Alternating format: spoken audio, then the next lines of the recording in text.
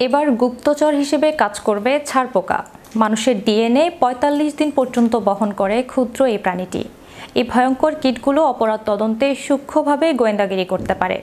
ছারপোকা মানে এক আতঙ্ক। ক্ষুদ্র এই প্রাণীটি কামড় দিয়ে মানুষকে বিব্রত করায় বেশ পটু। বিস্তারিত থাকছে ডেস্ক রিপোর্টে। এবার গুপ্তচর হিসেবে কাজ করবে ছারপোকা। মানুষের ডিএনএ ৪৫ দিন পর্যন্ত বহন করে ক্ষুদ্র এই প্রাণীটি। এই ভয়ঙ্কর কীটগুলো অপরাধ তদন্তে সূক্ষ্মভাবে গোয়েন্দাগিরি করতে পারে। ছারপোকা মানেই এক আতঙ্ক। ক্ষুদ্র এই প্রাণী কামড় দিয়ে মানুষকে বিব্রত করায় বেশ পটু। এ কারণে ছারপোকা মানেই নেতিবাচক মনোভাব মানুষের মধ্যে। কিন্তু ছারপোকাও উপকার বয়ে আনতে পারে, সেই প্রমাণ করেছেন মালয়েশিয়ার একদল গবেষক। তারা আবিষ্কার করেছেন এই ভয়ঙ্কর কীটগুলো অপরাধ তদন্তে গুরুত্বপূর্ণ ভূমিকা রাখতে পারে, সূক্ষ্মভাবে গোয়েন্দাগিরি করতে পারে।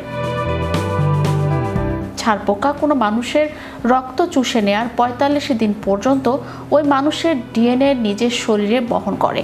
কীট বিজ্ঞানী আব্দুল হাফিজ আর মাজিদ জানিয়েছেন, ছারপোকার রক্ত বিশ্লেষণ করে সন্দেহভাজন ব্যক্তির লিঙ্গ, চোখের রং, চুলের রং ও ত্বকের রং নির্ধারণ করা সম্ভব। এসটির basic profiling colour, eye colour, skin কালারে ফিমেল। এ কারণে কোথাও কোনো অপরাধ ঘটলে সেখানকার ছারপোকার এবং সন্দেহভাজন অপরাধীর ডিএনএ পরীক্ষা করে অপরাধীকে চিনে নেওয়া সম্ভব।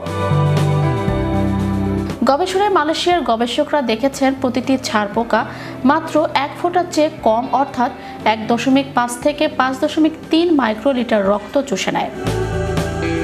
ছারপোকা উঠতে পারে না, রক্ত চুষে নেওয়ার পর বেশি চলাফেরাও করতে পারে না। ছারপোকা সাধারণত যেখানে রক্ত খেয়েছে সেই স্থানের মধ্যেই থাকে।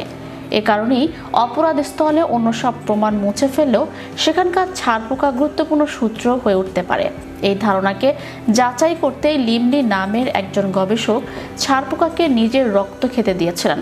পরে তিনি নিশ্চিত হয়েছেন মানুষের ডিএনএ ৪৫ দিন পর্যন্ত বহন করে ছারপোকা। এ কারণেই এক সূক্ষ্ম গুপ্তচরের মতো কাজ করতে পারে ক্ষুদ্র এই প্রাণীটি। বাড়িতে একবার ছারপোকা বাসা বাঁধলে খুব সহজেই বংশবৃদ্ধি করে এরা। চট করে খুঁজেও পাওয়া যায় না এদের, তবে সুযোগ মতো এরা কামড়ে রক্ত খেয়ে নেয়। এই ছারপোকা তাড়ানো বেশ কঠিন কাজ। Magic Bangla TV news desk.